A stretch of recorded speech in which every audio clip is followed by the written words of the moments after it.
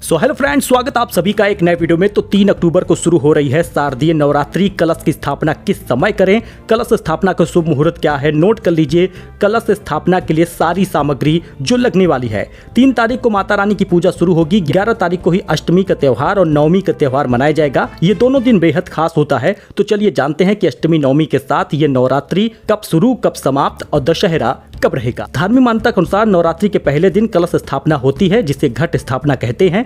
9 स्वरूपों की पूजा आराधना होती है। मान्यता ये है, जो लोग नवरात्रि के 9 दिन व्रत रखते हैं, माता दुर्गा का आशीर्वाद उनको प्राप्त होता है। तो 3 अक्टूबर को शुरू हो रहा है, 12 अक्टूबर को समाप्त होगा ये नवरात्रि, 12 को दशहरा रहेगा। अब घट स्थापना का शुभ मुहूर्त क्या है, पूजा की सामग्री क्या लगेगी, इसको जानिए।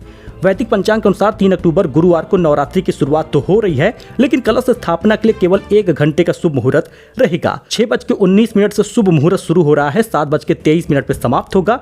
1 घंटे में ही कलश की स्थापना करनी होगी।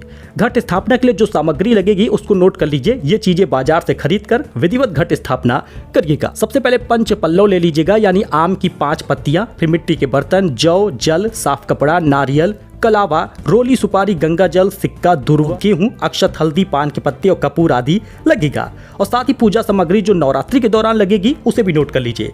धूप, फल, फूल, पान, लौंग, इलायची, दूर्व, कपूर, अक्षत, सुपारी, नारियल, कलावा, लाल चुनरी, लाल वस्त्र, लाल चंदन, माँ दुर्गा की तस्वीर, घी का दीपक और श्रृंगार का सामान, ये सब चीजें पूजा सामग्री के रूप में लगेंगी। तो इस दौरान इन चीजों को लेना ना भूले, जिससे कि आपकी पूजा सफल हो, बार बार पूजा के दौरान उठना ना पड़े। अब 11 तारीख को ही अष्टमी और नवमी रहेगा। तो अगर आप अष्टमी में हवन पूजन और कन्या पूजन करते हैं तो 11 अक्टूबर को 12 बजे से पहले कर लें। और साथ ही नवमी भी इसी दिन रहेगी, तो इस दिन हवन होगा और नवमी का ही कन्या पूजन इसी दिन कराया जाएगा। 11 तारीख को ही अष्टमी नवमी मानी गई है। कलश स्थापना की विधि बेहद आसान है। अगर आप भी कलश स्थापना कर रहे हैं तो जरा जानिए कि इसका क्या तरीका है कलश स्थापना करने का।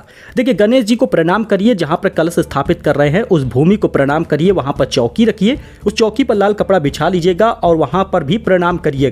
साथ ही धान रखिएगा, धान पर कलश रख दीजिएगा। कलश में शुद्ध पानी हो, गंगा जल हो, फिर चंदन, रोली, हल्दी की गांठ, फूल, दूर्व, अक्षत, सुपारी और सिक्का उसके अंदर डालिएगा। ध्यान रहे कि आम या अशोक के पत्ते रखकर कलश पर नारियल रखें। कलश स्थापना करते वक्त ओम नमः चंडिकाय नमः मंत्र का जाप जरूर करें। कलश स्थापना की विधि ये है। कलश स्थापना का शुभ मुहूर्त आपको बता दिए हैं। अष्टमी नवमी कब है ये भी मैंने आपको बता दिया है। कन्या पूजन में ध्यान रहे कि आप जब भोजन करा रहे हैं तो चने की सब्जी और पूरी बनाएं और ध्यान रहे कि उन्हें खुश कर भेजें, अच्छे अच्छे उपहार दें। छोटे छोटे बच्चे हैं तो स्कूली सामान वगैरह भी दे सकते हैं।